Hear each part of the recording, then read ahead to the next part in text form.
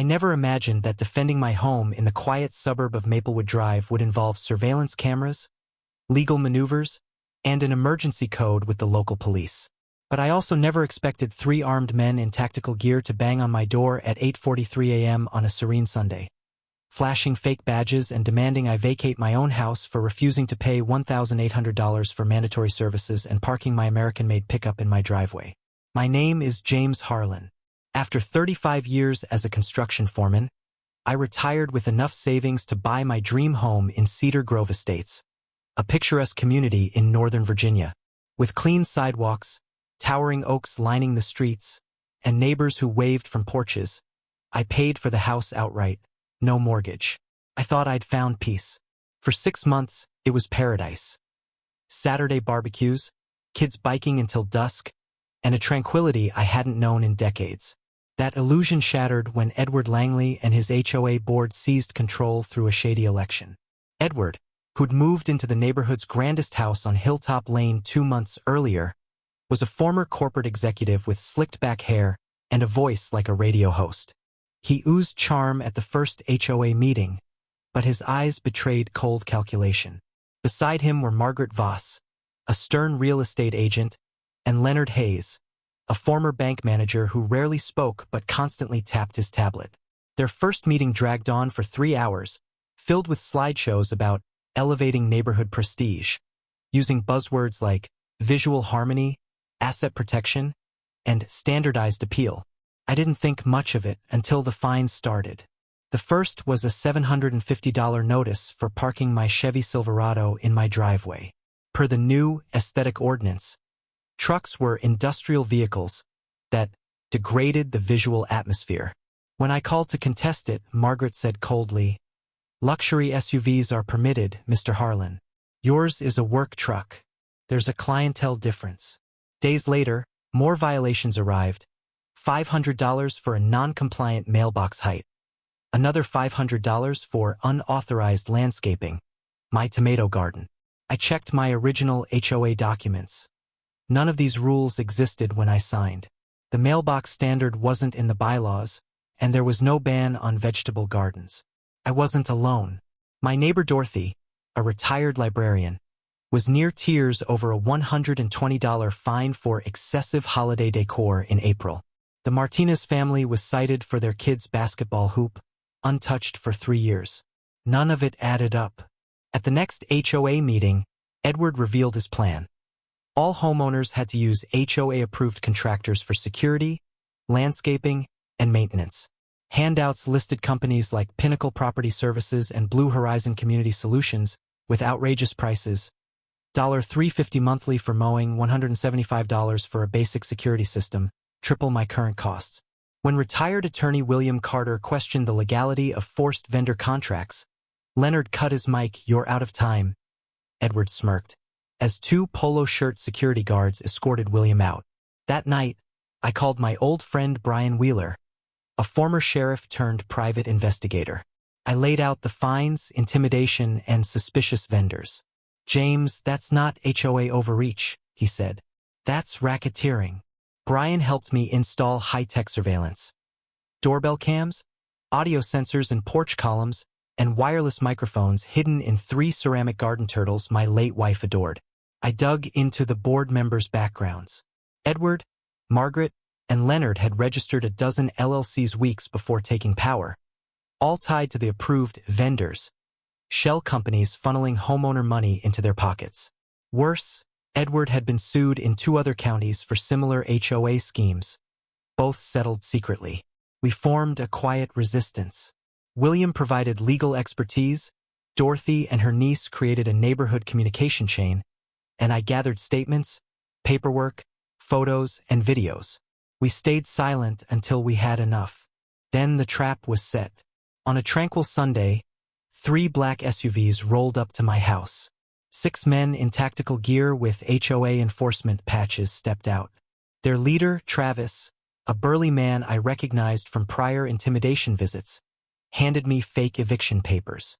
"You have 1 hour to leave, Mr. Harlan, or we remove you by force." I nodded, played along, and said I needed to pack. Then I triggered the plan. A prearranged text, Sunday picnic canceled due to uninvited guests. Went to Lieutenant Daniel Pierce at the county sheriff's office. Within minutes, unmarked patrol cars positioned themselves on nearby streets. My security system activated, cloud recording and streaming footage to the district attorney's office. Brian monitored from a secure location. The fake enforcers waited in their SUVs, unaware my garden turtles were recording. "We get to take anything valuable," one said, tossing a cigarette onto my lawn. "I call the flat screen," another laughed. "HOA says he's got tools worth money in the garage," Travis added. "If he resists," Langley said, "rough him up. Make an example." At 45 minutes, I stepped onto my porch, coffee in hand, and sat in my rocking chair. "You've got 15 minutes, Harlan," Travis barked. I smiled. "Ever wonder what separates real cops from guys with badges they bought online?" Travis blinked. "Get to the point." "You're about to find out." Sirens pierced the air. For unmarked sheriff's cruisers surrounded the block. Officers poured out, weapons drawn. "Sheriff's Department," Lieutenant Pierce shouted. "Hands where we can see them." Travis reached for his belt, then froze, realizing every move was recorded. He dropped to his knees. The others followed. Within seconds, they were cuffed, disarmed, and loaded into cruisers.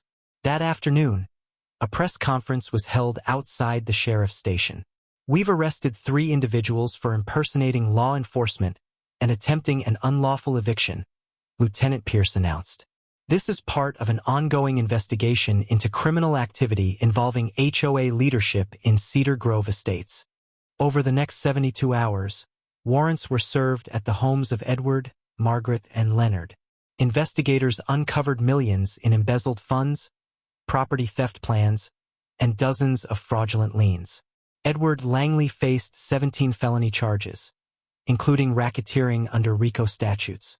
Margaret and Leonard were arrested for fraud, conspiracy, and impersonation.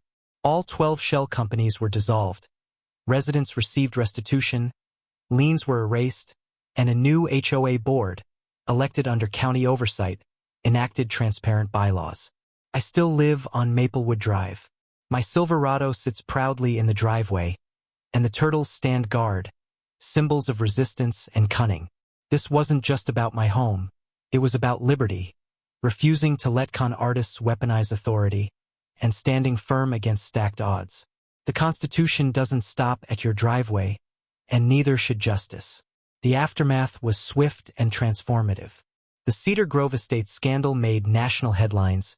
Fake HOA cops arrested in Virginia fraud scheme. Edward Langley's mugshot, his slick hair disheveled, became a symbol of exposed greed. At trial, evidence from my surveillance, especially the garden turtles audio, proved damning. Travis and his crew took plea deals, testifying that Edward hired them to intimidate non-compliant homeowners, promising a cut of stolen goods. Edward was sentenced to 12 years in federal prison, Margaret to 7, and Leonard to 5. Their assets were liquidated to repay residents, covering fines and legal fees. The new HOA, led by Dorothy and William, prioritized fairness. Bylaws now required public votes on major decisions. Vendor contracts needed competitive bids, and financial records were posted online monthly. Cedar Grove Estates became a model for community governance, with neighbors hosting town halls to prevent future overreach. My surveillance system, once a necessity, now served as a deterrent, its footage archived as a reminder of vigilance. Brian Wheeler started a consulting firm helping other neighborhoods fight corrupt HOAs, with me as his first client success story. Lieutenant Pierce received a commendation for his rapid response, and the Sheriff's Department launched a task force to investigate HOA fraud countywide. Dorothy organized a community garden, replacing my fine tomato patch with a shared space where kids learned to plant. The Martinez family's basketball hoop was reinstalled, now a neighborhood fixture. One evening, I sat on my porch, Silverado gleaming in the driveway, turtles glinting in the sunset. William stopped by with a beer. "You turned our neighborhood into a fortress of justice," he said. "Not me," I replied. "We did. All it took was one smart move, and everyone standing together." He nodded. "Think it'll happen again?" I glanced at the turtles. Not on Maplewood Drive. A year later, Cedar Grove Estates hosted its first Freedom Fest, celebrating the community's rebirth.